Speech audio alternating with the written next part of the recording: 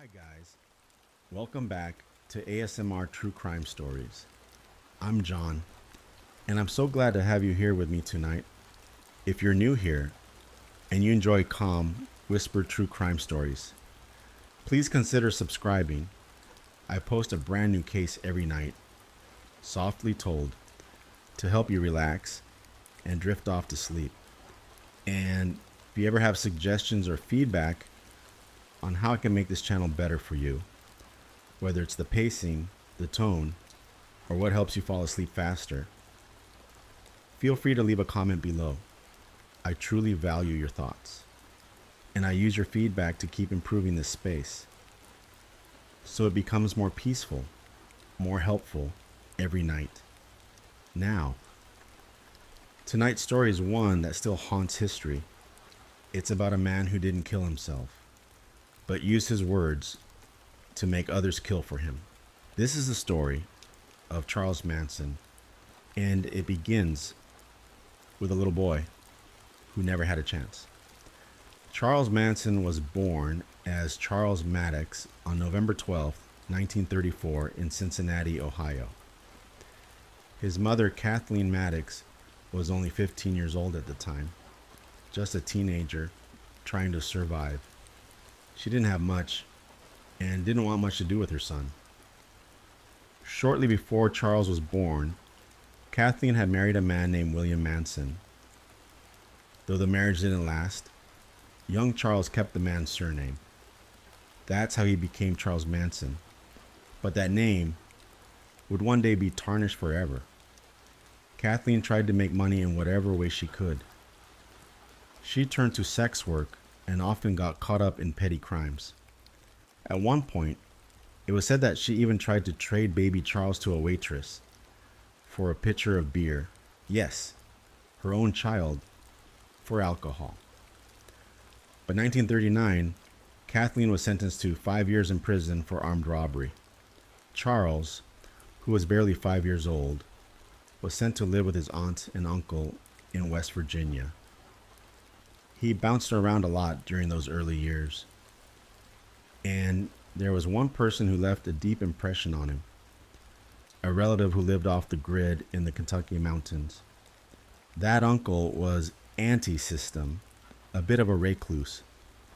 He warned Charles not to trust schools, calling them tools of brainwashing. Charles admired him.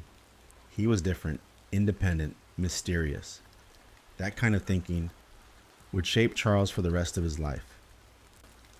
At the age of 9, Charles set his school on fire. He was immediately sent to a reform school. From 1942 to 1947, his life became a cycle, back and forth between institutions, reform schools, correctional homes, foster care. Wherever he went, there was no stability, no affection, no love. For a short time, his mother Kathleen got out of prison and took him back in. He described that period as the happiest time of his childhood, but it didn't last.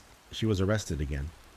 This time she didn't, or couldn't, take Charles with her. She handed him over to the court system, and he was placed in a boys' school in Indiana. That school was strict, cruel, abusive. Charles tried to run away after 10 months. But when he tracked down his mother, she made it clear she didn't want him. "Damn it," she reportedly said. "You found me." Those few words were enough to shatter whatever hope he still had. From there, Charles moved from one institution to another. He ended up at Boys Town, a well-known school. But he ran away again. Each time he'd commit a robbery, get caught, and be sent back. It was a cycle of crime and confinement. The Indiana Boys School was next. And it was there that Charles Manson experienced horrific abuse. He was beaten and he was assaulted by other boys and even by those in charge. He tried to escape again and again, but always returned to the same brutal system.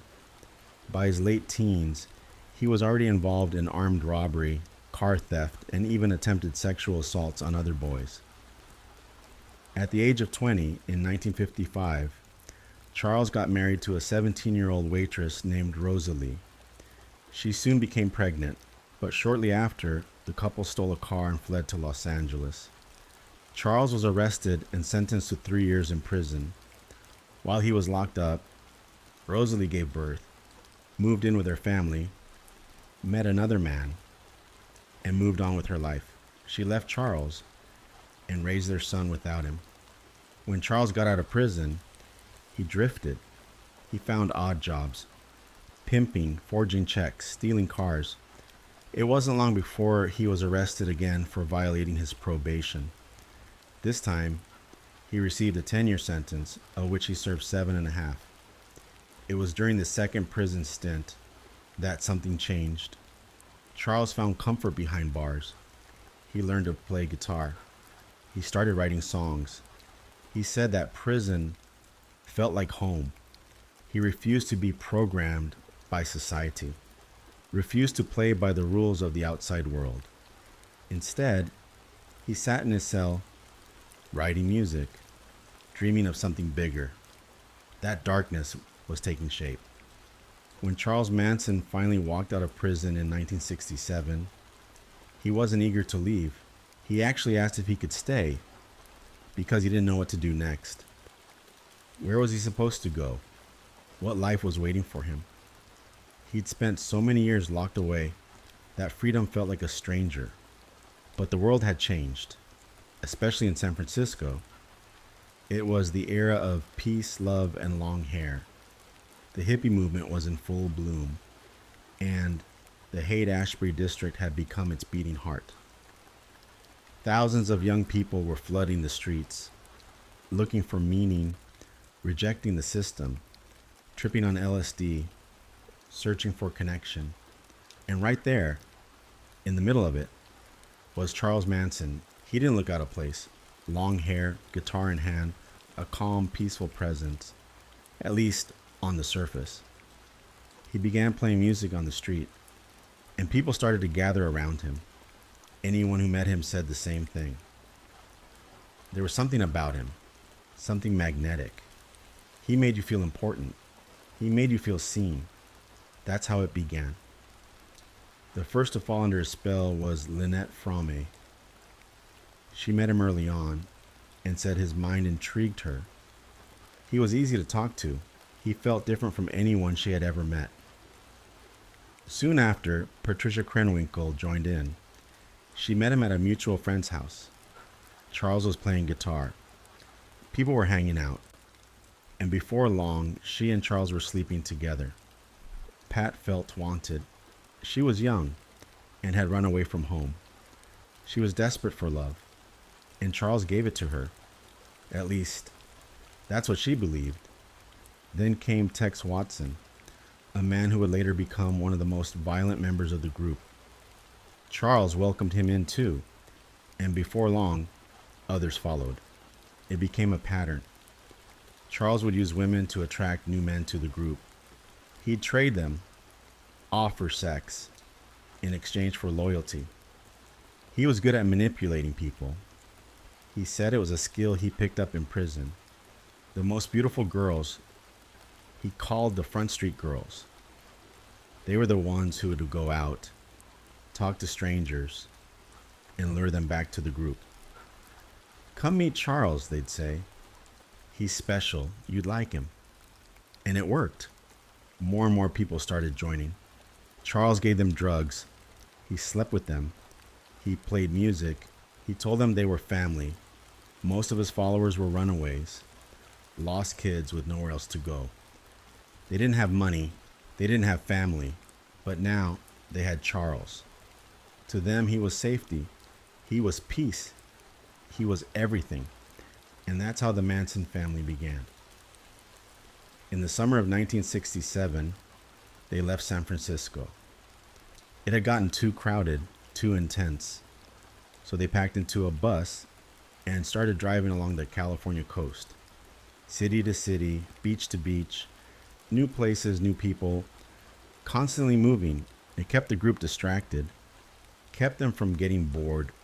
Everything felt like an adventure. Eventually, they made their way to Los Angeles, and that's where they stayed. Because now, Charles had a dream. He wanted to make a name for himself as a musician. In March 1968, two of the girls were walking along Sunset Boulevard. Maybe they were hitchhiking, maybe just wandering, but they crossed paths with someone unexpected. Dennis Wilson, drummer of the Beach Boys. One of the most famous bands in America, small world. He picked up the girls and gave them a ride. They told him about Charles, called him a spiritual guru, said he was someone Dennis should meet. So Dennis did, and surprisingly, they got along. Charles was invited to Dennis Wilson's house. They hung out, played music, and before long, the entire Manson family moved in. Yes, they moved into Dennis Wilson's beautiful, expensive house. They were doing drugs, writing songs, recording music. It looked like Charles Manson was about to become a star. Dennis even talked about bringing Charles into the Beach Boys. But not everyone agreed. Some members of the band didn't like him. They thought he was weird, unstable, too much.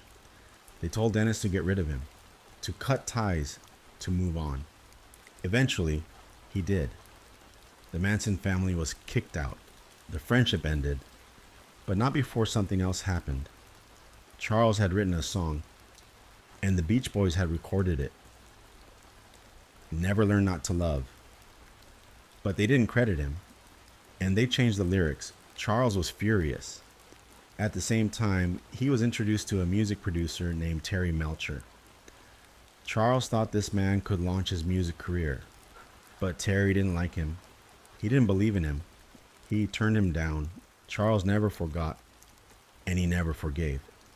That rejection, that insult, would become a seed of rage that would grow into something far more violent. When the Beach Boys finally cut ties with Charles, it wasn't just about losing a chance at music. It was personal. Terry Melcher, the producer who rejected him, became the face of rejection itself. But Charles didn't stop. He had a plan. By August of 1968, Susan Atkins, one of his early followers, helped the group find a new place to stay. It was an abandoned old movie set, a former Western film location that had become a horse riding stable. It was owned by an 80-year-old man named George Spahn, who was nearly blind.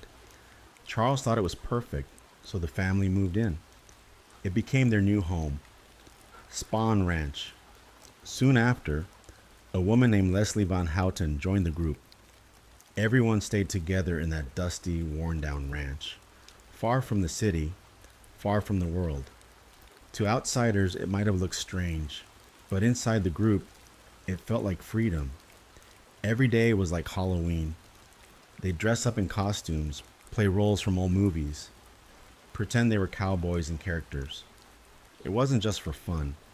It was a method, a way for Charles to pull them deeper into his world and slowly strip away their individual selves. He told them to forget who they were. Forget their mothers, forget their fathers, forget their past.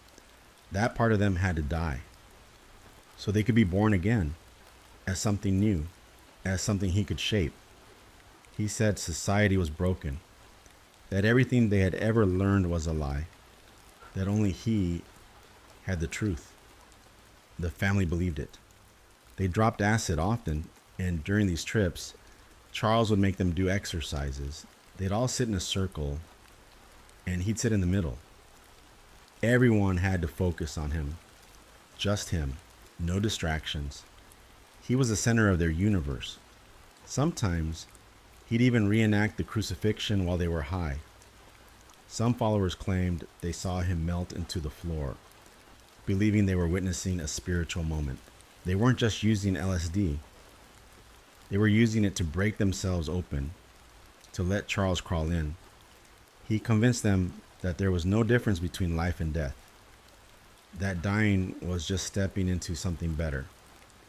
That fear was something weak people held on to. Little by little, he took control of their minds. He told them they couldn't leave the ranch without his permission. He told them they couldn't listen to any music.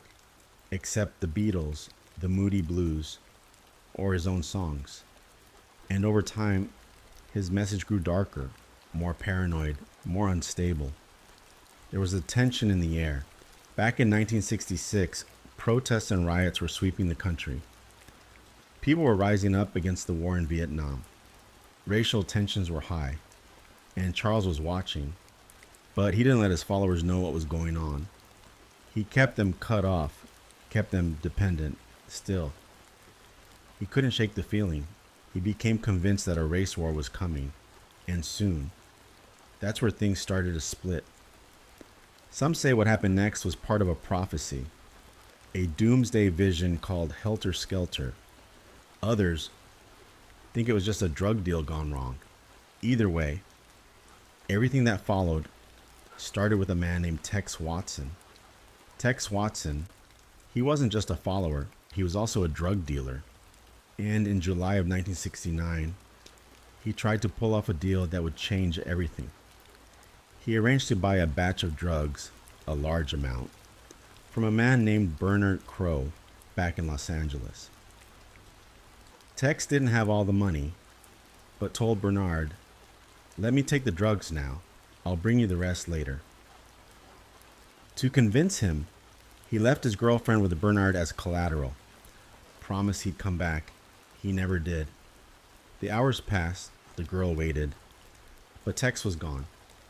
Bernard realized he'd been played, so he picked up the phone. Now here's the part that changes everything. Bernard called the number he had for Tex, but when someone answered, it wasn't Tex. It was Charles Manson. Bernard asked for Charles, meaning Tex, but got the real Charles Manson instead. He told him, "You've got my money, and if I don't get it, I'll burn down your ranch. I'll kill all your girls." Charles didn't take threats lightly. He decided to handle it himself. He went to see Bernard in person. He walked in, pulled out a gun, and shot him, took the girl back, and left. He believed Bernard was dead, but Bernard survived. Charles didn't know. What he did know was that Bernard Crowe was connected to the Black Panthers, or so he believed, and that meant trouble. Charles started to spiral. He thought the Black Panthers were coming for him. He began warning the family that they were all in danger. He needed protection. So he reached out to a biker gang, the Straight Satans. In exchange for protection, Charles promised them something. All the women you want. He offered the girls in trade. One day, the bikers wanted drugs, and one of the family members, Bobby Beausoleil, said he knew a guy. His name was Gary Hinman. Bobby told them Gary could get the stuff, so they gave Bobby money, and Bobby went to Gary. Later, the bikers did the drugs, but they weren't happy. They said they were bad. They wanted their money back. They were angry, threatening to kill if they didn't get what they paid for. Charles couldn't have that. He didn't want to upset the bikers, so he told Bobby to fix it. Bobby went back to Gary Hinman's house. But this time, he didn't go alone. He brought Susan Atkins and Mary Bruner with him. They pulled a gun on Gary, tied him up, tried to get him to return the money, or at least give them something valuable to make up for it. Gary refused. They stayed there for 2 days, trying to talk him into it, trying to get him to cooperate. But Gary wouldn't budge. Eventually, Susan called Charles and told him Gary still wasn't giving in. So Charles came to the house himself. He stormed in with a Confederate knife, cut Gary across the face, and threatened him. Bobby later said it wasn't necessary. But once it happened, they couldn't just let Gary go. He'd talk. He knew too much. So Bobby made a choice. He killed Gary Hinman.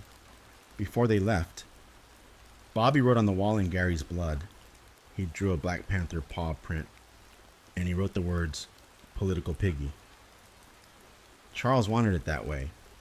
He wanted to make it look like the Black Panthers did it. That way, it wouldn't lead back to him. But Bobby got caught. He was pulled over while driving Gary's car, and police arrested him for murder. Now Charles was panicking again.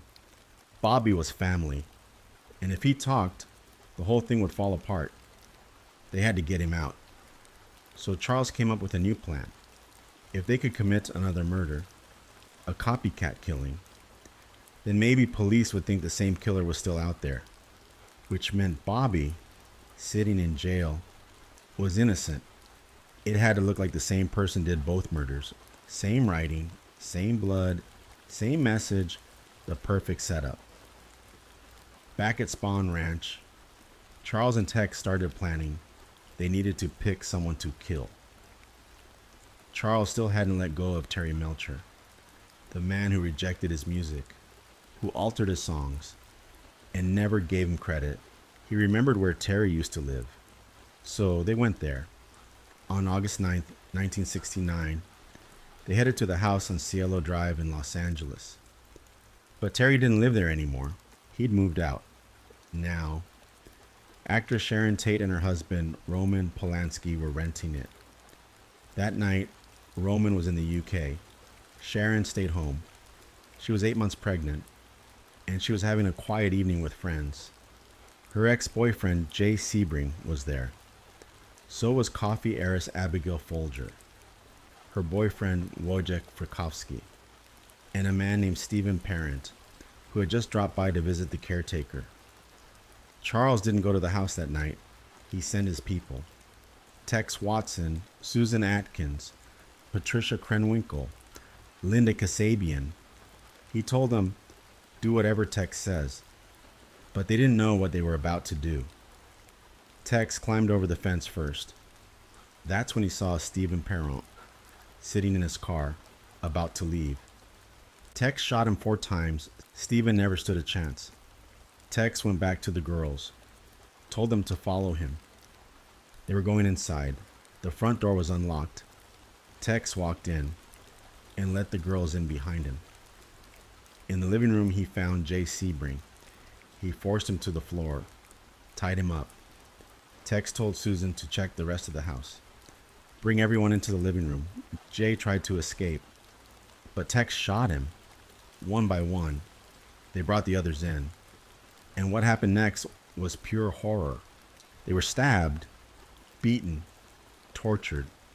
Sharon Tate begged for the life of her unborn baby, but they didn't listen. Blood was everywhere. Before they left, they dipped a rag into Sharon's blood and wrote the word pig on the front door. They thought this would tie it back to the Gary Hemman murder. Same message, same symbol. In total, the victims had been stabbed over 100 times, shot, slashed. Some believed it looked like a ritual, something symbolic. Hollywood was shaken. No one felt safe. Police didn't know who did it, but Charles, he had another plan. They weren't done yet. Tex, Susan, Patricia, and Linda weren't finished. The next night, they were sent out again. This time, the target was different. A home in another area of Los Angeles. A quiet neighborhood where no one would expect it. Inside lived Lino LaBianca, a grocery company executive, and his wife Rosemary. They had nothing to do with the Tate house. But Charles picked them. He wanted another copycat scene, something that would confuse investigators and take attention off Bobby, who was still sitting in jail. This time, Leslie Von Houten joined the group. She wanted to prove her loyalty. They all piled into a cart. Charles, Tex, Patricia, Leslie, Susan, and Linda. They drove around for a while, looking, waiting. Eventually, they pulled up outside the La Bianca house. Charles went in first. He tied up Lino and Rosemary, calmly, quietly. Then, he left. He told the others it was their turn. Tex went in next. Patricia and Leslie followed. At first, the girls were supposed to do it, but they froze. They hesitated. So Tex stepped in. He stabbed Lino. Then the girls followed.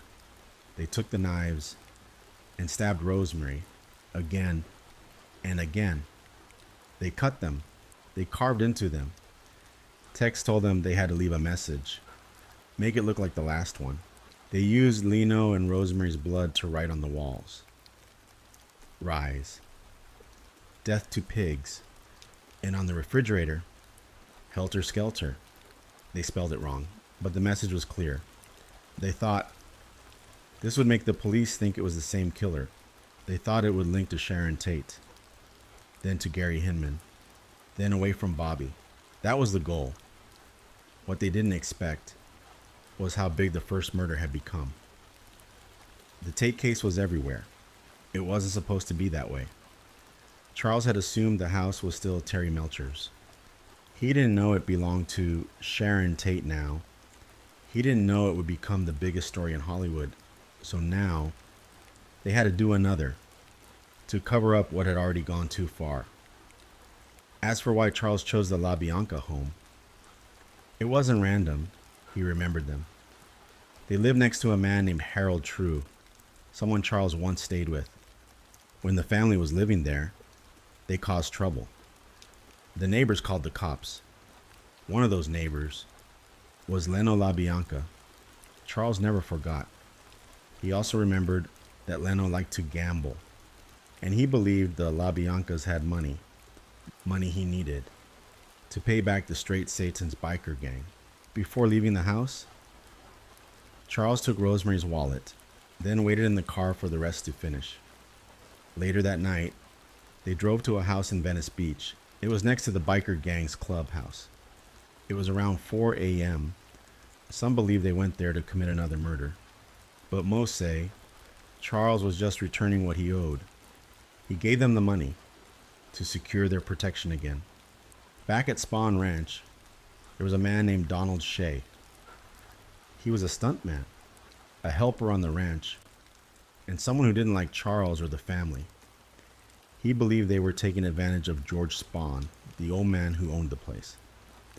On August 16, 1969, police raided the ranch. 26 members of the family were arrested for auto theft, but because of paperwork errors, they were released shortly after. Charles was furious. He believed Donald Shea had tipped off the police. When the group returned to the ranch, Donald Shea was gone. He was never seen again. After the arrest at Spawn Ranch, the group needed a new place to go. They couldn't stay there anymore. Too risky, too exposed. So they moved out to a place called Barker Ranch, located deep in Death Valley. It was an old mining property, far away from the world, remote, quiet. They thought they'd be safe out there, hidden, invisible. For a little while, they were. But on October 12, 1969, police raided Barker Ranch. They were investigating another case, more auto theft. They weren't looking for murderers.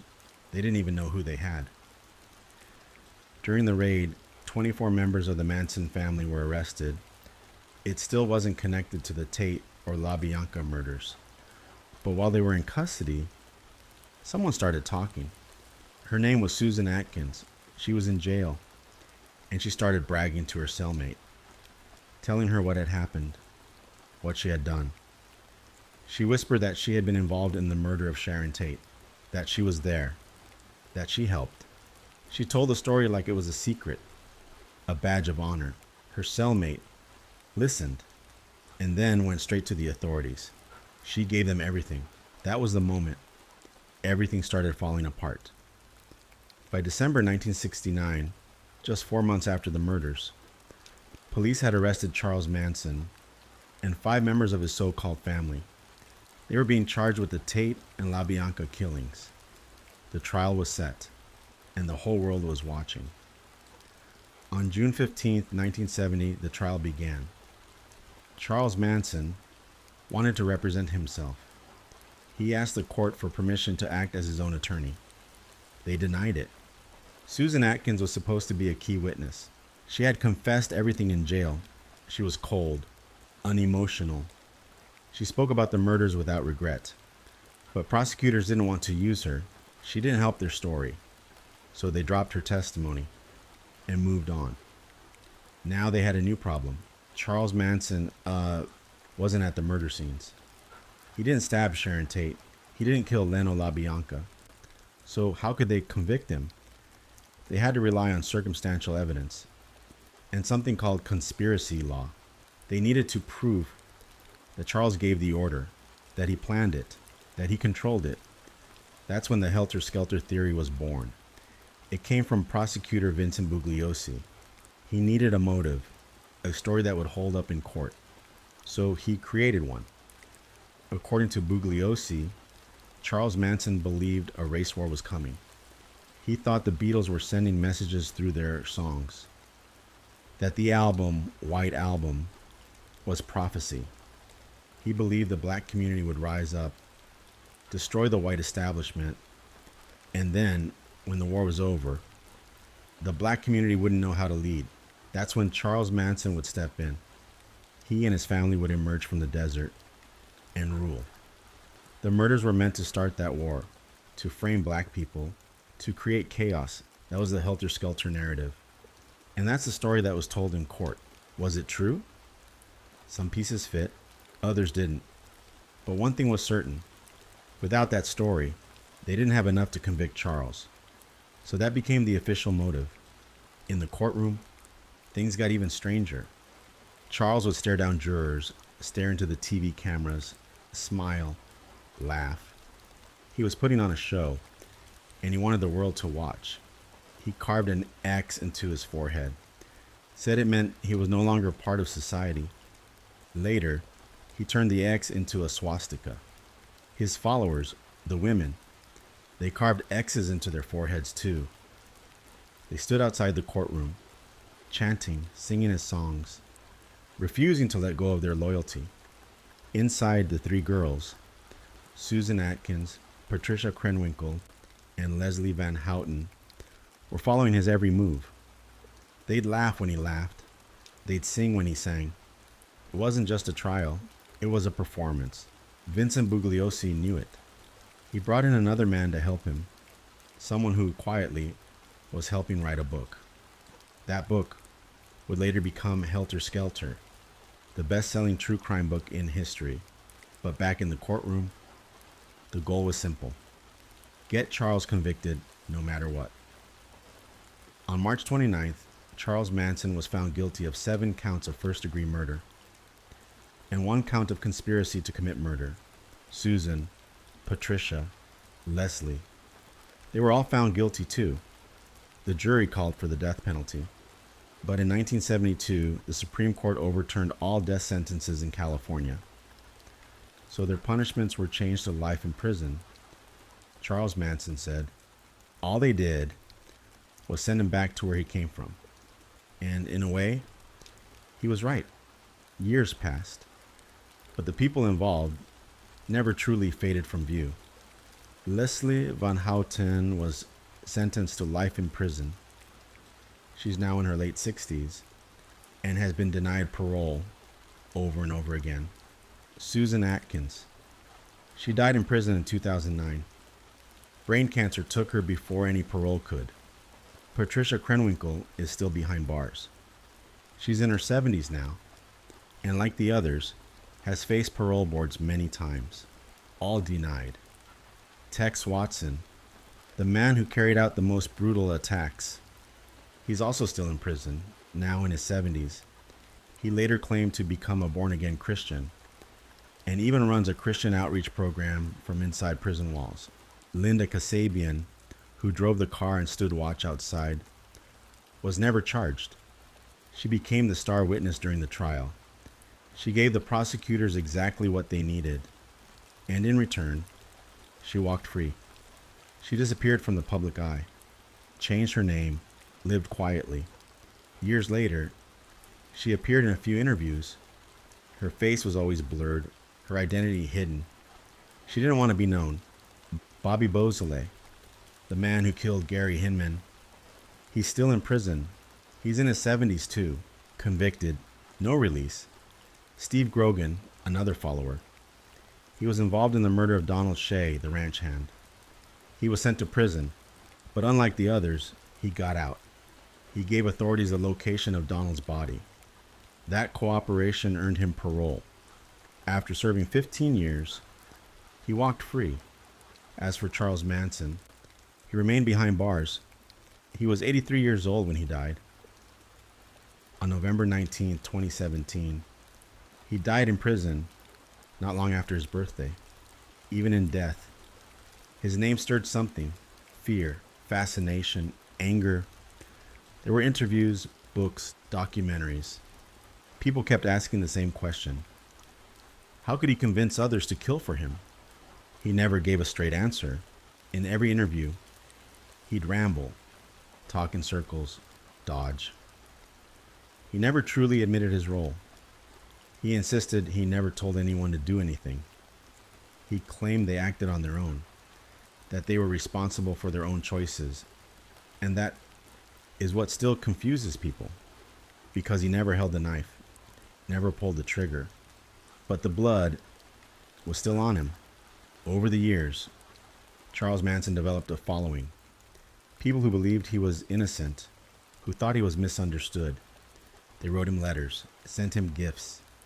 Some even called him a prophet, but what they didn't understand, or didn't want to admit, was that Charles Manson didn't want freedom.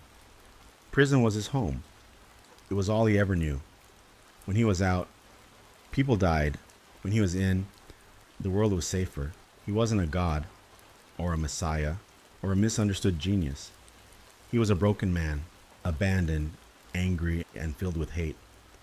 He convinced others to kill for him, and he never showed remorse. The helter-skelter story may have helped the prosecution, but behind all the theories and motives were real victims, real families, real lives lost. Sharon Tate, her unborn child, Jay Sebring, Abigail Folger, Wojciech Frykowski, Stephen Parent, Lino LaBianca, Rosemary LaBianca, Gary Hinman, Donald Shea. They were the ones who mattered. Before we begin our second story tonight, if you're still here with me, thank you so much for listening. If you enjoy calm, whispered true crime stories like this, please consider subscribing, liking the video, and sharing it with someone who might also need a peaceful way to unwind. Your support means so much and helps us keep telling these quiet stories, night after night. I'll give you a moment to do that now, just a few seconds. I'm sure you've done that. Thank you again. Now, let's move on to our next case. It begins with a frantic phone call and ends with two people dead, a Navy wife and a Navy officer. But as we slowly unravel what happened, you'll find that this isn't just a story about violence. It's a story about control, about trust, about deception, and silence. So get comfortable. Let the rain sounds ease your mind. Close your eyes if you'd like. And let's begin tonight's case of Elise McDuffie and Quincy Brown. It was a quiet Tuesday night, May 14th, 1996, in Virginia Beach. Most people were at home winding down, maybe watching TV, or getting ready for bed. But that calm evening took a sudden turn when a 911 call came through. On the line was a man, his voice trembling, full of panic. You could hear him breathing hard, like he had just run for his life. "Please, help my wife. Oh my God." The dispatcher stayed calm, asking questions, trying to understand what was going on. The man kept gasping between his words. It was hard to keep up with him, but then he said something the dispatcher didn't expect. "I killed him." The line went quiet for a moment. The man took a breath, then explained. He said he had been attacked, and when he came to, he found a man on top of his wife, stabbing her and raping her. He said he grabbed his gun, and then he shot the man. The dispatcher stayed with him, trying to keep him talking, while help was sent. Officers were already racing toward the scene. It wasn't just regular patrol. Because of what the caller described, crime scene investigators and detectives were also on their way. They had no idea what they were about to walk into. The caller was 31-year-old Eddie McDuffie, and inside that home, something truly horrifying had happened. When police arrived, they entered the condo carefully. At first glance, the downstairs looked untouched, quiet, clean. But then they heard something, a voice crying out. It sounded like the same man from the phone call. They moved upstairs, toward the master bedroom, and what they found there would stay with them forever. There was blood everywhere. It soaked the bed. It covered the floors.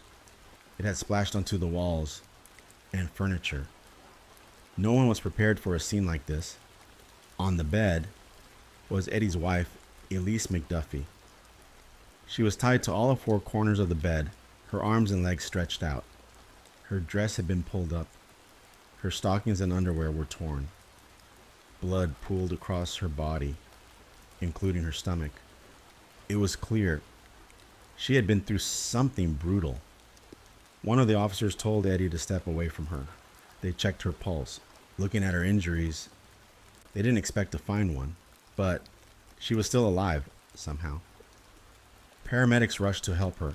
They had to cut her free from the ropes, which were tied so tight. They snapped backward when sliced. The marks on her wrists and ankles were deep, a dark purple. She had fought hard against them. Her injuries were horrifying. Her throat had been slashed open, and there were 3 huge wounds across her chest and stomach. Not simple stab wounds, but deep cuts where the knife had been dragged down, tearing through her skin. Some of her internal organs were exposed. Even the paramedics later said it was one of the worst things they had ever seen. They did what they could. They stabilized her, rushed her to the nearest hospital.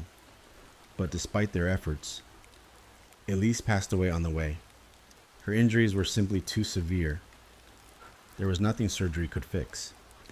She had suffered deeply before her final breath, and the assault she endured made it even worse. What had happened to Elise felt personal, cruel in a way that went beyond random violence. It seemed clear she was a target, not Eddie, not a burglary, not a home invasion gone wrong. Whoever did this came for her.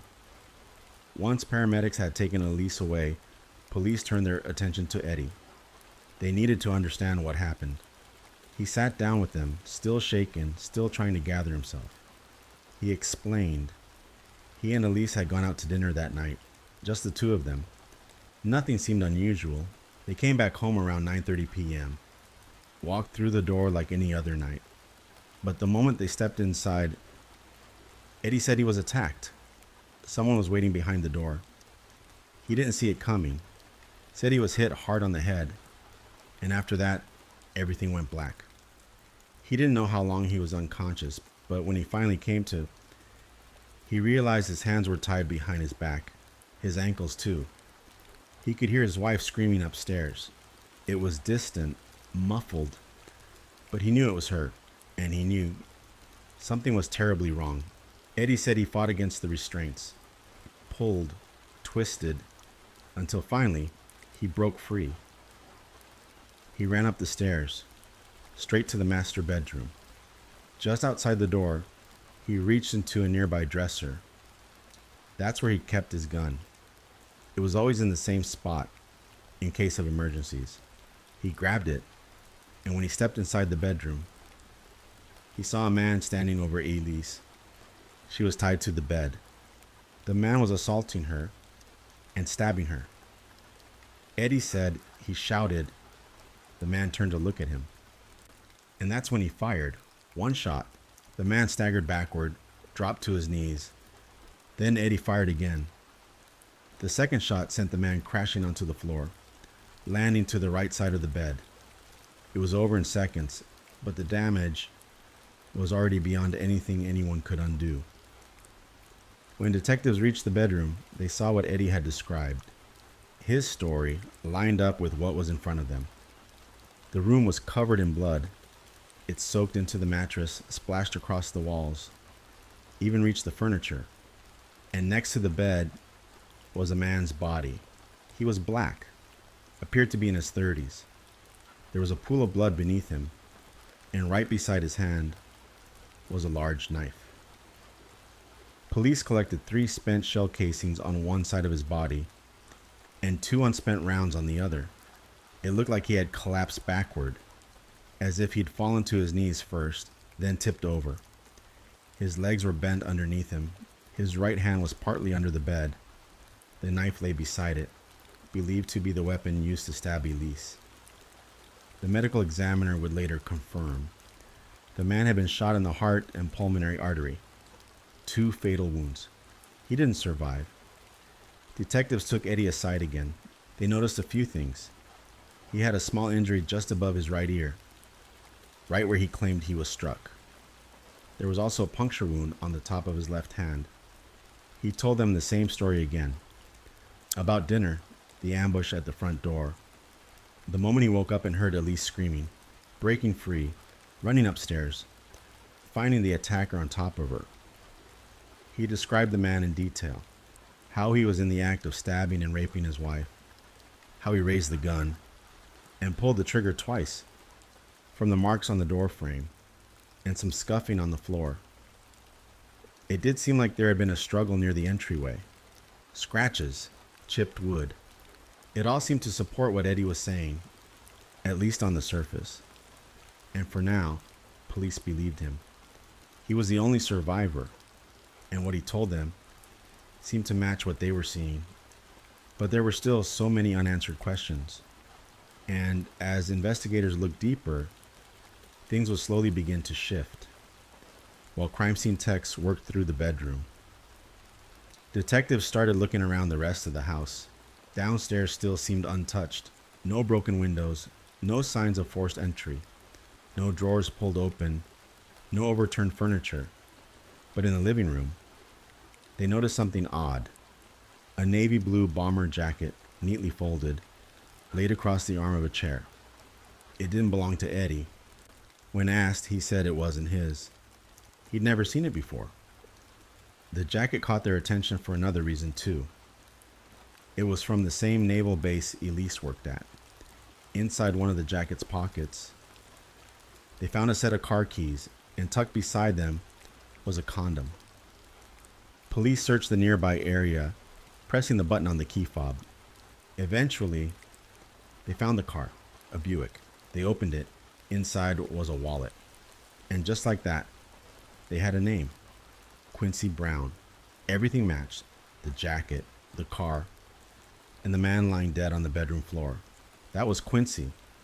He was a member of the United States Navy. Just like Elise, he was also a husband and a father. He worked on the same base, and even more, on the same unit where Elise had recently been assigned. It raised a new question. What was Quincy doing in their home? Because 2 active duty naval officers were involved. Elise and Quincy. The NCIS was called in. The Naval Criminal Investigative Service joined the investigation quickly. That gave detectives instant access to Navy records, files, and internal reports. They found out that Quincy Brown was stationed on the Oceanic quarterdeck. He was married and had a 6-year-old child. He was known as a cheerful guy, always upbeat, loved playing basketball, and often spent weekends teaching his child how to shoot hoops. Elise, on the other hand, had worked in air traffic control, but recently, she'd been reassigned. She too was now working on the Oceanic quarterdeck. This shift in position stood out, because while it was labeled as a reassignment, in reality, it was a demotion. Not official on paper, but everyone in the Navy understood what that kind of move meant. Detectives were puzzled. They now had 2 military officers, both dead. One accused of a horrific attack, the other the victim of something much more complicated. Eddie was brought to the hospital for the injuries on his head and hand. Doctors believed he might have suffered a mild concussion. Police met him there again, this time to ask a different kind of question. Why did this happen? Why Elise? Eddie's response was unexpected. He looked at them and said, "You didn't find the videotapes yet. That's why they did this to her." The mention of tapes changed everything. Detectives searched the home again, this time focusing on the bedroom. Inside the closet, they found a set of VHS tapes. One tape was placed into a player. The screen lit up, and there she was, Elise, sitting on the couch, staring into the camera. She spoke softly, but her words carried weight. She said she was making this tape in case anything ever happened to her. She needed to tell her truth, and what she said next left the room silent. She claimed she had been raped multiple times by fellow officers during her time in the U.S. Navy. She said she tried to report it, but her superiors ignored her. When she pushed further, they told her, "Are you sure you want to do this?" She said yes, and shortly after, she was moved. From her role in air traffic control to the oceanic quarterdeck. It wasn't a coincidence. And according to Elise, it wasn't the end. She said the abuse got worse after that. The harassment, the threats. One man had told her plainly, "Watch what you say, or you and your husband will get hurt." The detective sat quietly, watching the tape play.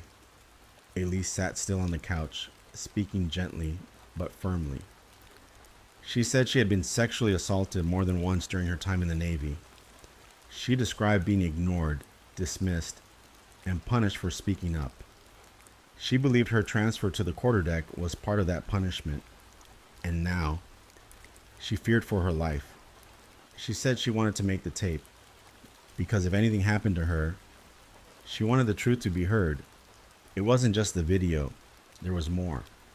In the same bedroom closet, police found a notebook. Inside were handwritten pages. The words in that notebook matched what Elise had said on the tapes, word for word. It was like a script she had written ahead of time, a guide for everything she needed to say. But at the bottom of one page, there was something not mentioned in the video, a list of names. Elise had written down the names of 4 men. 4 people she said had assaulted her. One of those names was Quincy Brown.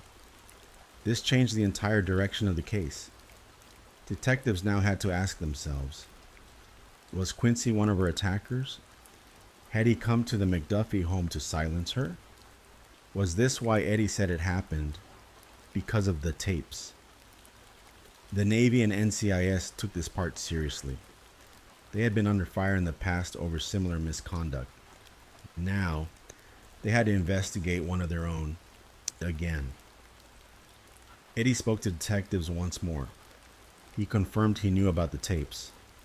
He said Elise had asked him to record her statements, in case anything ever happened to her. He stood by her decision. He wanted her to speak her truth. He also revealed they hadn't just made one tape, they made 2. One copy was placed in their bedroom closet. The other was locked inside a safety deposit box at their bank. It was labeled with the name of a local news station, just in case. This wasn't a secret anymore. They were preparing to go public. Elise was ready to expose what she said had happened, and Eddie supported her, but NCIS needed answers. They began investigating the 4 men listed in the notebook. Each of them was located and brought in for questioning. They were also asked to take polygraph tests. 2 of the men passed. They said they never had any kind of contact with Elise, not even consensual. The results supported their claims, but the 3rd man failed the test, so he was brought back for more questioning. This time, he admitted something. He said that during one shift, while working together, Elise had offered to perform a sexual favor, and he agreed. He claimed it was consensual. He denied assaulting her. Meanwhile, NCIS interviewed Elise's former superiors. They all denied ever hearing her complaints. They said she never filed a report, never requested a meeting, never brought up any kind of abuse. NCIS checked the records. There were no documents and no internal reports to support her claims. After reviewing everything, NCIS announced their official position. Elise's allegations were false. The NCIS investigation had delivered a firm conclusion. They said Elise's allegations weren't true. There was no record of her ever reporting any assaults, no official paperwork, no meetings, and the three men she named, two passed polygraph tests. The third admitted to a sexual favor, but said it was mutual. This put detectives in a difficult place. Elise had clearly been brutally attacked and killed. But if her claims of prior abuse weren't real, then what did that say about the rest of the story?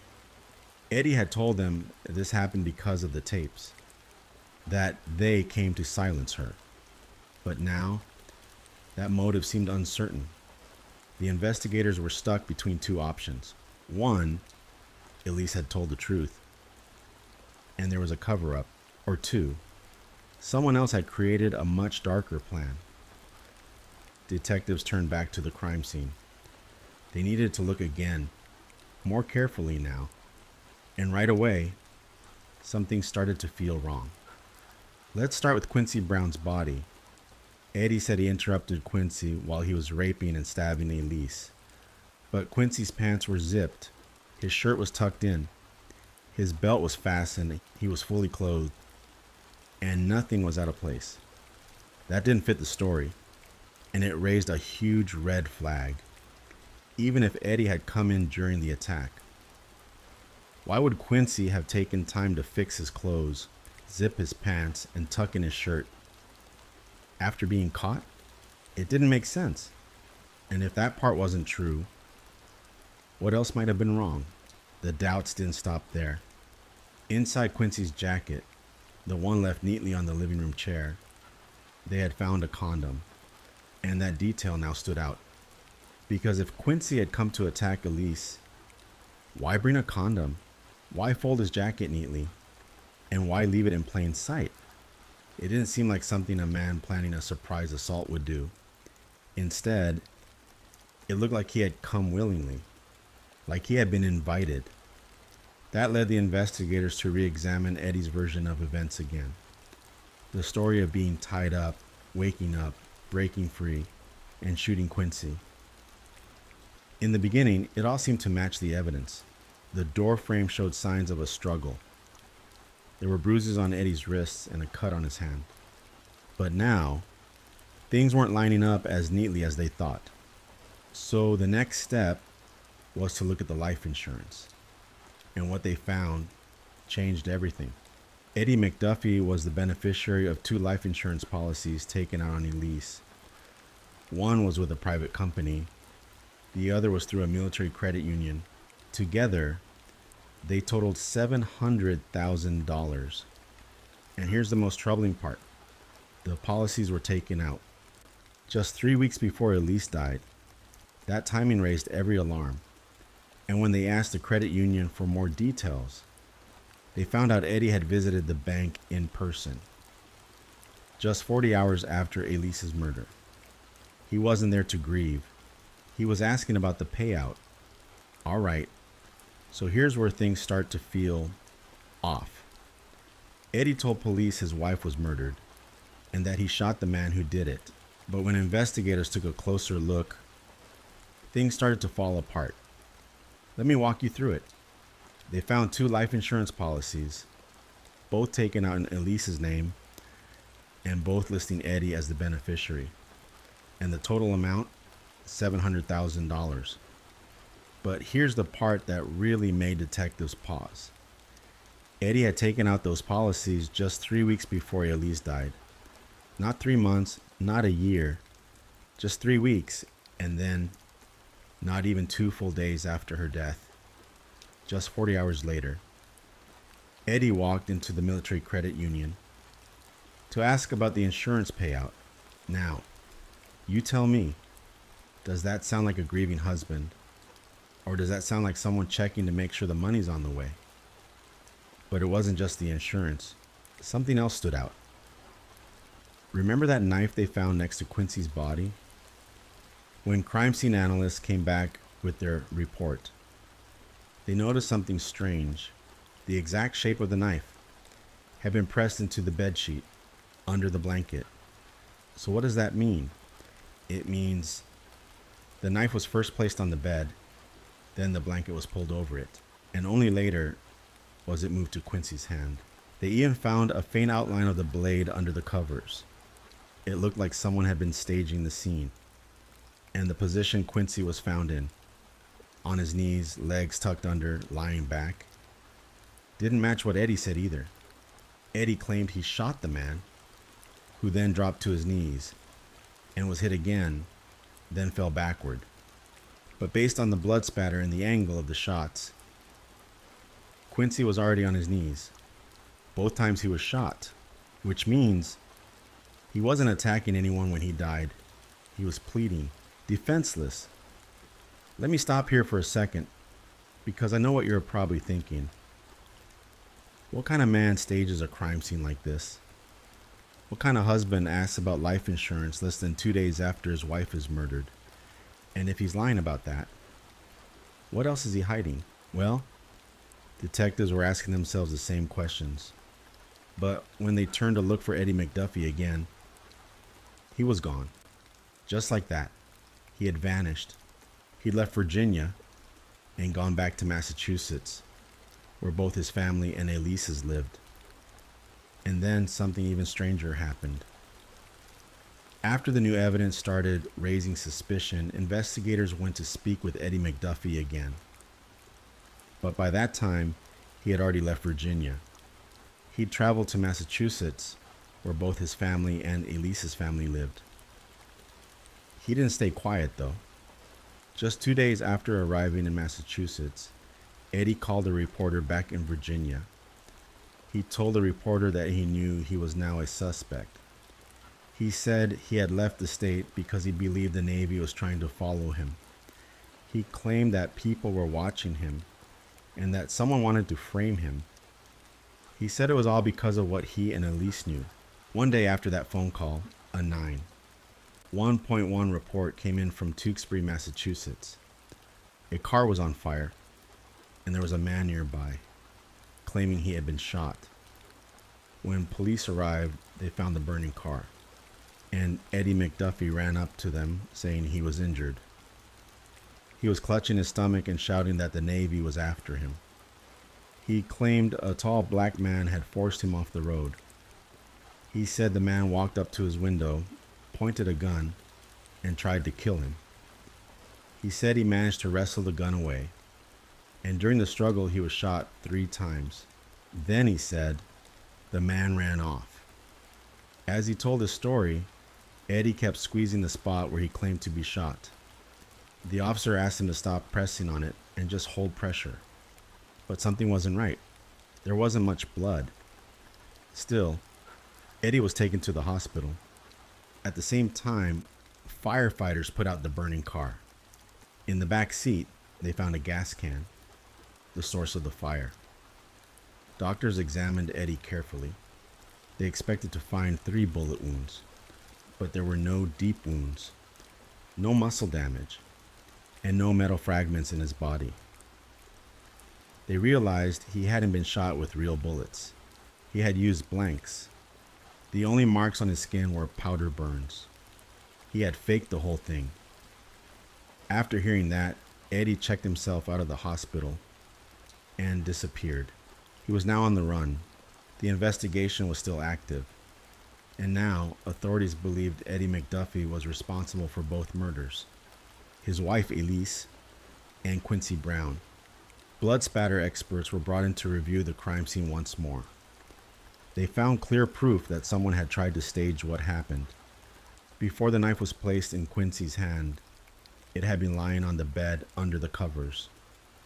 There was a knife-shaped imprint on the mattress. The pattern matched exactly, and they believed that Eddie had placed it there, then moved it beside Quincy after killing him. They also believed that Eddie had likely been wearing gloves. They remembered his small cut, the one on the top of his hand. It matched injuries typically seen during forceful stabbing attacks. They reviewed the path of the bullets again. Both shots hit Quincy while he was kneeling. That meant Quincy hadn't been charging at anyone. He was already on the ground, begging or surrendering, when he was killed. It took 5 years from the night of the murders, but eventually in the early 2000s. Eddie McDuffie was formally charged with 2 counts of murder, but he wasn't in the United States anymore. He had fled to Russia. And there was a problem. Russia didn't have an extradition agreement with the US, but even in Russia, Eddie kept contacting the same reporter. He told the reporter that he wanted to tell his side of the story. By then, he had remarried, he was working again, but the insurance money, all $700,000, was gone. He and his new wife had spent it. He told the reporter to come to Russia, and the reporter did. During that interview, Eddie was holding a gun. They were far from any city in a remote town. Eddie claimed that night in Virginia, there hadn't been just one person in the house. He said there were 3 or 4 men involved. He said they were sent to kill Elise and silence her about the tapes. He said he was only alive because he had fought back. And now he believed the Navy was trying to silence him too. He still thought the tape Elise made would clear his name. He didn't know that the NCIS had already ruled the allegations as false. Eventually, Eddie made a decision. He left Russia and came back to the United States to stand trial. He believed he could win. When Eddie McDuffie returned to the United States, he was arrested and placed in custody. It was now time to face trial. It was the year 2006. After all the years of investigation, after the flight to Russia, after the interviews and the staged attacks, Eddie was finally going to court. He was charged with 2 counts of murder for the deaths of Elise McDuffie and Quincy Brown. The prosecution laid out their case clearly. They said Eddie was not only a murderer, but also a man who used coercion and control to manipulate his wife. They painted him as someone who had forced Elise to help him create a scheme, a plan to accuse fellow officers of sexual assault, not to get justice, but to gain money and power. They said Elise made the tapes at Eddie's request, that he convinced her it was the only way to fight back, that together they would go public, use the video as leverage, and then extort high-ranking Navy officials. That was the motive behind the recordings. The prosecution believed this wasn't just about exposing the Navy. It was about using the system, using those tapes, as part of a plan to force someone to pay them off. And the name at the center of it all was Quincy Brown. According to the prosecution, Eddie and Elise invited Quincy to the house. He may have thought it was a consensual meeting. He may have expected something else entirely, but whatever his reason for coming, he ended up dead. The state argued that Eddie used Elise as part of a trap. They claimed Eddie forced her to sleep with Quincy to collect DNA to build false evidence, and that afterward Eddie murdered them both. Quincy was killed in cold blood, and Elise, the woman he had been married to for 5 years, was stabbed repeatedly and tied to the bed. They believed Eddie staged the entire scene, making it look like a break-in, an attack, and a heroic defense, when in fact it was all premeditated. But in court, the one thing Eddie believed would save him, the videotape Elise made, was not allowed. The judge ruled it was hearsay. It couldn't be used as direct evidence, and the names Elise listed in her notebook couldn't be mentioned before the jury. That meant the jury would never hear about the abuse she claimed, or the tapes she made. Instead, they had to rely only on the physical evidence. And the evidence was clear. Quincy Brown's body position, the blood spatter, the stage placement of the knife, the $700,000 life insurance policy taken out just weeks before the murder, Eddie's visit to the bank only 40 hours after Elise's death, the self-inflicted gunshot wounds, the trip to Russia, the constant efforts to shape the story, all of it told a different version of the truth. And in the end, the jury agreed. They found Eddie McDuffie guilty of both murders. The sentence was clear and final: life in prison, without the possibility of parole. After the trial ended and Eddie McDuffie was sentenced to life in prison, what remained were the lives that had been lost. Elise McDuffie, a Navy woman, intelligent and driven. She had worked hard to rise in her career. She loved her husband and trusted him, but she became a victim, tied up, cut open, and left with no chance to survive. She suffered in silence and died just minutes after being freed. And then there was Quincy Brown, a fellow Navy officer, a father, a husband, a man who was invited into a home and shot while on his knees, killed in cold blood, with a knife placed in his hand after the fact. For a while, Quincy was blamed. People believed he was the attacker, that he raped Elise, that he stabbed her. But the evidence proved otherwise. He didn't do any of it. He was another victim, and both Elise and Quincy had their names dragged through the mud. Elise, for supposedly making false accusations. Quincy, for being labeled a rapist and a killer. But neither of them was alive to defend themselves. And in the end, the only person who truly knew what happened in that bedroom was Eddie McDuffie, and he never told the full truth. Thank you so much for staying with me tonight. If this case moved you or made you think, please consider subscribing to the channel. I share a new true crime story every night, always told softly to help you relax and drift off to sleep. And if you'd like to leave a comment or share how this story made you feel, I'd love to hear from you. Your support truly means the world. Now, you can take a moment to get more comfortable, close your eyes, and just rest. I'll stay right here with the soft rain to help you sleep. Good night, and I'll see you tomorrow night for another quiet story.